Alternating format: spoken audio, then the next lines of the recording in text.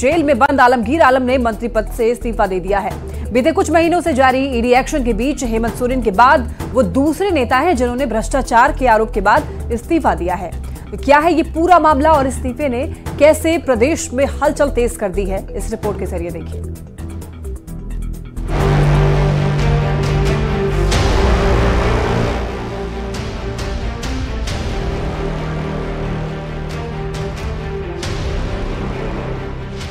एक के बाद एक घोटाले की आंच झारखंड की सियासत को सुलगाने लगी है। पहले हेमंत सोरेन और अब आलमगीर आलम।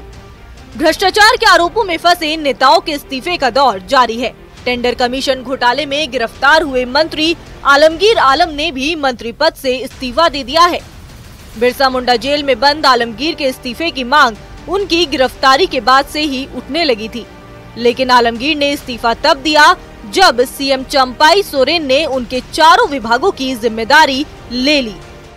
बिरसा मुंडा जेल में बंद आलमगीर आलम ने इस्तीफा दे दिया है।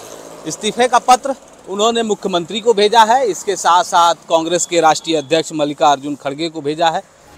आलमगीर आलम को ईडी ने लंबी पूछताछ के बाद 15 मई को गिरफ्तार कर लिया था। उनके ओएसडी संजीव लाल और नौकर के घर छापेमारी हुई थी। ईडी ने छापेमारी के दौरान ओएसडी के नौकर जहांगीर आलम के घर से करोड़ों रुपए बरामद किए थे। छापेमारी में करीब 35 करोड़ रुपए बरामद किए गए थे। इसके बाद संजीव लाल और जहांगीर आलम की भी गिरफ्तारी हुई थी।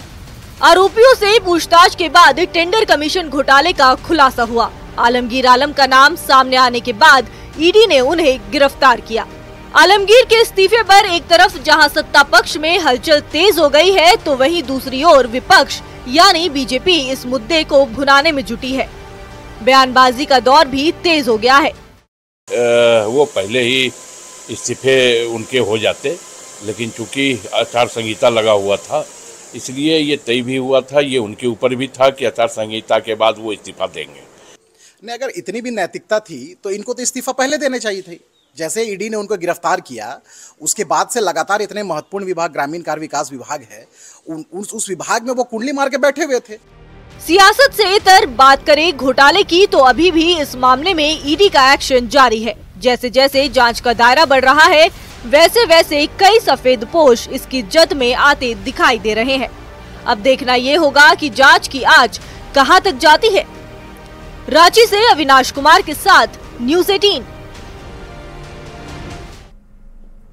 और ज्यादा जानकारी के लिए हमारे साथ झारखंड ब्यूरो चीफ दिवाकर तिवारी जुड़ रहे हैं। दिवाकर, देखिए, टेंडर कमीशन घोटाले में आरोपी आलमगीर आलम ने इस्तीफा दे दिया है। अब इस इस्तीफे को लेकर के अब तमाम सियासत हो रही है झारखंड में, पूरी जानकारी दीजिए एक बार।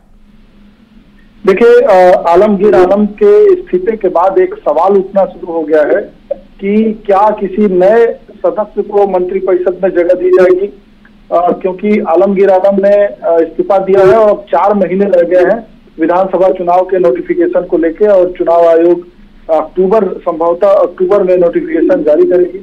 तो उससे पहले क्या 3 से 4 महीने जो है, जो अभी बचे हुए कार्यकाल हैं इस विधानसभा के, तो क्या किसी सदस्य को मंत्री बनाया जा सकता है? इसको लेकर कांग्रेस में काफी चर्चा है। और कांग्रेस के जो माइनॉरिटी से ताल्लुक रखने वाले नेता हैं, वो लगातार जो है पार्टी के शीर्ष नेताओं को कन्विंस करने में लगे हुए हैं कि उनको मौका दिया जाए। भले ही कम महीने रह गए हैं, लेकिन वो उन्हें अवसर दिया जाए और वो जो मौका है उसको वो बेहतर परफॉर्मेंस करके पार्टी के हित में काम करेंगे। अब देखने वाली बात होगी कि मुख्यमंत्री ने तमाम जो विभाग जो है आलमगीर आलम के पास थे वो अपने पास रखते हैं, क्योंकि जो सूत्र बता रहे हैं मुख्यमंत्री अपने पास ही ये विभाग रखेंगे।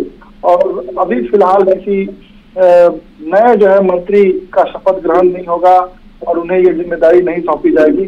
तो फिलहाल आलमगीर आलम के इस्तीफे के बाद जो राजनीति तेज हुई है वो यही हुई है कि कांग्रेस से लोग चाहते हैं, कांग्रेस से कई जो विधायक हैं वो इस देश में हैं। लेकिन देखिए दिवाकर, ये जो साल है वो झारखंड के लिहाज से बेहद महत्वपूर्ण है, क्योंकि आने वाले समय में विधानसभा चुनाव होना है और ऐसे में पहले हेमंत सोरेन का इस्तीफा देना और उसके बाद आलमगीर आलम का इस्तीफा, वो भी भ्रष्टाचार के मामले में दोनों आरोपी हैं। तो क्या इसका असर जो है वो चुनाव में देखने को मिलेगा, विधानसभा चुनाव में? देखिए, विधानसभा चुनाव के नजरिए से ही कांग्रेस ने उनका इस्तीफा लिया है। उन्होंने 8 जून को इस्तीफे की पेशकश की थी। मुख्यमंत्री को भी उन्होंने पत्र लिखा था और अपने पार्टी के अध्यक्ष मल्लिकार्जुन खड़गे को भी आलमगीर आलम ने पत्र लिखा था। तो पार्टी जरूर जो है फूक फूक कर कदम उठा रही है। और करप्शन के जब मामले आते हैं, आप देखिए कि पिछले महीनों की बात है, अभी ज्यादा वक्त नहीं गुजरा है, जब धीरज प्रसाद साहू के खिलाफ जो है एजेंसी कार्रवाई कर रही थी और उनके पास से जो है बड़ी तादाद में जो है बड़ी मात्रा में पैसे बरामद हुए थे, तो कांग्रेस के जो आला नेता हैं उन्होंने अपने आप से उनको अलग कर दिया था।